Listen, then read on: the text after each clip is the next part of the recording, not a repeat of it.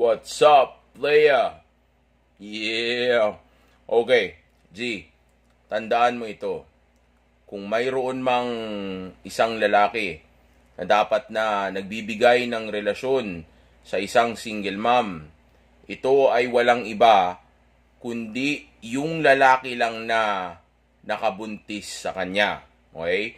Dahil siya ang rason kung bakit nabuntis o nagkaroon ng anak itong babae na ito, which is yung single mother nga. Okay? Kumbaga, kung mayroon mang isang lalaki na dapat na nagbibigay ng isang committed relationship o sabihin na nating nagbibigay ng isang pamilya o tahanan sa babae na ito ay walang iba kundi yung lalaki nga na nakabuntis sa kanya. Kasi siya yung tatay ng bata.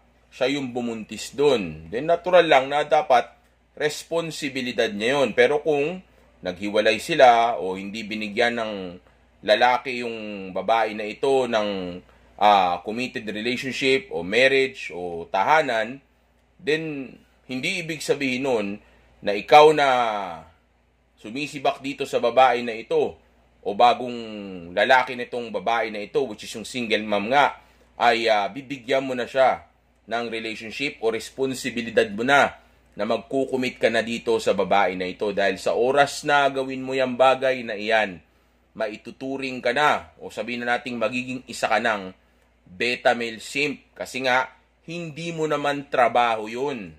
Kumbaga, issue nilang dalawa ng tatay ng anak niya yun. Okay? Kumbaga, desisyon na yun ng lalaki kung bibigyan niya ba yun o hindi. Hindi pwede na ikaw bigla yung sasalo nito. Kasi nga, gaya nga ng sabi ko kanina, siya yung nakabuntis doon. Hindi ikaw. Kahit na ano pa ang rason mo, kahit na gaano pa kagusto ang babae na ito, okay? Kung ayaw mo na matawag kang isang beta male simp at manatili kang alpha male, then hindi po pwede na. Bibigyan mo ng isang committed relationship ang isang babae na hindi naman ikaw ang nakabuntis sa kanya. Okay? Dahil nga wala kang responsibilidad o obligasyon doon. Kung mapahamak man ang buhay ng babae na iyon, o sabihin na nating mabuhay at mamatay siyang malungkot, then problema na nilang dalawa yon. Okay? It's either magmakaawa yung babae na ibalik siya ng lalaki na iyon, or sabihin na natin gawin niya lahat ng mga magagawa niya para hindi siya iwanan ng lalaki na iyon. Dahil nga wala na siyang choice, kundi kumbaga buuin o manatiling buo yung pamilya nila. Okay? Kahit na ano pang rason mo, kahit na ano pang kabitahan o ma-inlove ka pa sa babae na ito, o maawa ka pa kasi wala na siyang pamilya o wala siyang lalaki na kasama sa buhay niya, walang sasalo sa kanya, o sabihin na nating mawawalan siya ng tahanan, okay? Kahit na ano pang reason, okay? Labas ka na dun, okay? Wala kang obligasyon dun kasi problema na nila yun. Kaya nga dapat, instead na maging syota ka niya, at lalo nang maging asawa ka niya, ang dapat na ginagawa mo ay dinidate mo lang ito. Ini-enjoy mo lang ito kung gusto niya. Okay? Kung gusto ng babae, o payag naman yung babae, then gawin mo lang, ito lang yung bagay na dapat na ginagawa mo. Hindi yung lalampas ka pa o gagawa ka pa ng ibang bagay na sabihin na nating higit pa dun sa bagay na iyon. Kasi nga yung pagdating sa relationship, pagdating sa pagkakaroon ng pamilya, o pagdating sa pagkakaroon ng isang committed na relasyon dito sa babae na ito, trabaho na yun nung lalaki na yun dahil siya nga yung tatay. Okay? So kung hindi man magkakaroon ng ganun yung babae na ito, then kasalanan na yun nung babae. Kasi nga, wala na siyang choice. Yun na yung tatay ng anak niya. Okay? Hindi po pwede na bigla siyang magdidesisyon na iiwanan niya yung lalaki na ito kasi biglang sabihin natin babaero pala, o biglang may nalaman siyang hindi magandang ugali, o biglang nagsawa siya. O hindi po pwedeng ganoon. Kasi nagpabuntis ka na eh. Diba? Kumbaga, may chance ka naman or opportunity ka na kilalanin yung lalaki na yun noon. Okay? Kaso ang problema, mas inuna ng babae yung kakatihan niya, okay? Kaya tuloy, ang nangyari ay nabuntis siya. So, kasalanan niya yun, di ba? Bakit sasaluhin mo? Di ba? Bakit? Dahil, dahil ba kawawa siya o dahil ayaw niya nandun sa lalaki na yun o sabihin natin dahil yung lalaki may nalaman nga siya na hindi maganda dun sa lalaki na yun o yung lalaki na yun ang nang iwan sa kanya, kasalanan niya yun. Failure ng judgment of character niya yun. Dahil nga weak ang kanyang judgment of character. Okay? Yung babae man o yung lalaki ang nang iwan sa kanya. Again, gaya ng palagi kong sinasabi, may kasalanan yung babae dun. Okay? Kumbaga, shared responsibility kasi yan. Okay? Kumbaga, hindi lang yung lalaki may kasalanan dun. Kahit ano pang dahilan, pareho sila. Okay? At isa pa, again, yung lalaki man ang nang iwan o yung babae man ang umalis, still, may problema sa babae na iyon. Bakit ka makikipagrelasyon doon sa babae na iyon? Labas ka doon, huwag kang magpakabeta, huwag kang magpakasimp, huwag yung naawa kasi ako di ba? Yung nice guy, di ba? Naawa kasi ako kasi wala na siyang pamilya kasi ayaw niya nang umuwi doon di ba? Kasi may bago na yung lalaki niya. Kasalanan niya yun, gawa niya ng paraan yun na may ayos niya ulit yung pamilya niya o tanggapin siya ulit ng lalaki na iyon o gawan niya ng paraan na wag mawala sa kanya yung lalaki na iyon dahil yung lalaki lang na iyon ang pwede niyang makarelasyon o sabihin natin kahit paano ay responsible na bigyan siya ng relasyon o pamilya o sabihin na nating pwedeng kahit ano pa, di ba, yung sabihin na nating pati marriage siguro pero hindi naman kailangan umabot doon. Pero still, kung sakali mang gusto ng babae yung bagay na iyon, then yung lalaki lang na yun ang pwede niyang hingian o magbigay sa kanya ng mga bagay na iyon. Kasi nga yun yung nakabuntis sa kanya. Hindi ikaw. Okay? Hindi ikaw. Okay? Huwag kang magpakabeta. Huwag kang magpakasimp. Huwag kang magpaka-weak. Huwag kang magpaka-nice guy. Na porque ayaw na niya doon, wala na siyang pupuntahan, ikaw na yung magbibigay nun. Tanda mo, hindi mo na kasalanan yun. Kung ano man mangyari sa buhay niya, kasalanan na ng babae na yun. Alam kong may kasalanan din yung lalaki, pero kasalanan na yun ng babae na yun. Kasi nga, desisyon pa rin niya yun. Huwag kang sumali doon, labas ka doon Diba? Kung gusto mong may mangyari sa inyo, o mag-enjoy lang kayo ng babae na yan, then go ahead. Okay lang yun. Diba? Kahit paano. Diba? Kumbaga, enjoyment lang naman Diba? Hindi naman kailangan umabot sa kung ano pa, na magpapaka-beta milsim ka o magpapaka-provider ka pa sa kanya. Isa pa yun, magpapaka-provider ka lang doon. Hindi mo nga responsibilidad yun, di ba? Kahit na hindi ka pa maging stepdad, kahit na sabihin na nating hanggang boyfriend ka lang, nagpo-provide ka pa rin doon. Nagpapaka-beta milsim ka pa rin doon kasi sumasubmit ka doon sa babae.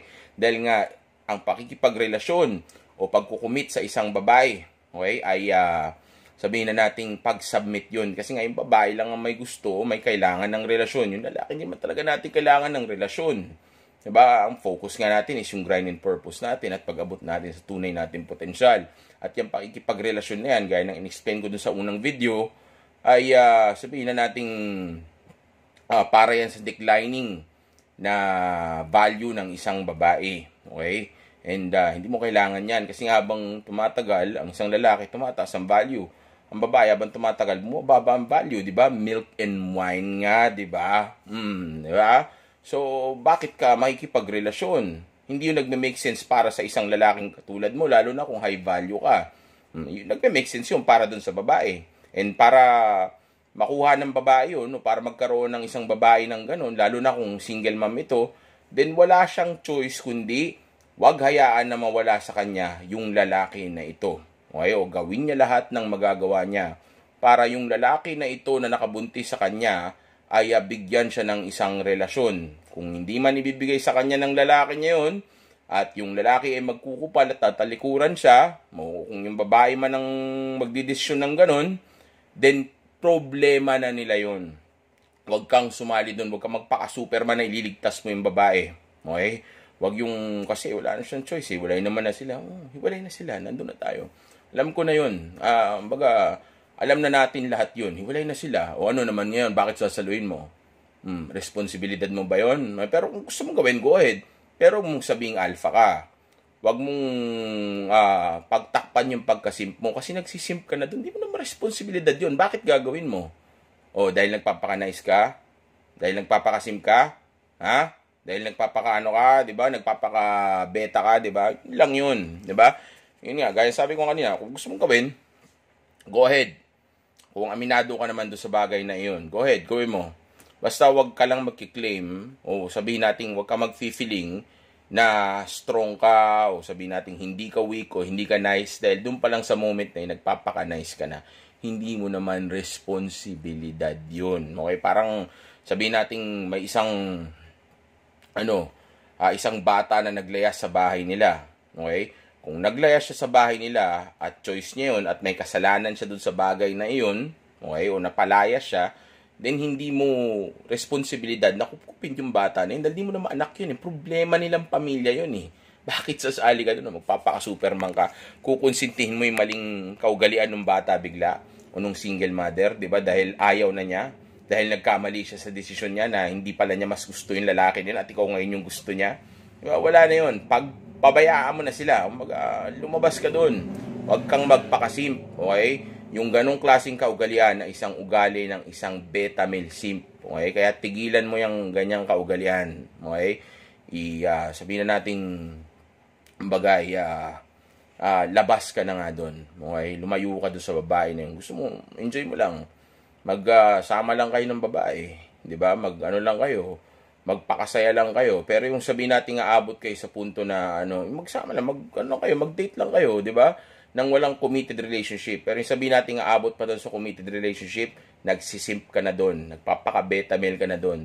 Dahil nga kumbaga hindi mo na responsibilidad 'yon. At isa pa, babae nga lang ang may kailangan noon. So, kung ang kontrata ninyo o ang usapan ninyo ng babae ay para maging kayo o para sumama siya sa'yo ay kailangan na may relasyon pa kayo, then of course nagpapakabeta ka kasi ikaw pumapayag sa nagsasubmit ka nun dahil ikaw pumapayag sa niya sa kondisyon niya imbis na siya yung pumayag sa kondisyon mo na hanggang dito lang tayo. And also, gaya nga sabi ko, hindi mo nga kasi responsibilidad yon. Hindi mo obligasyon yon. Okay? Kaya wag kang magpaka-superman o magpakabayani. Okay? Dahil sa oras na gawin mo yon, magiging isa ka ng purong dugo o sabihin na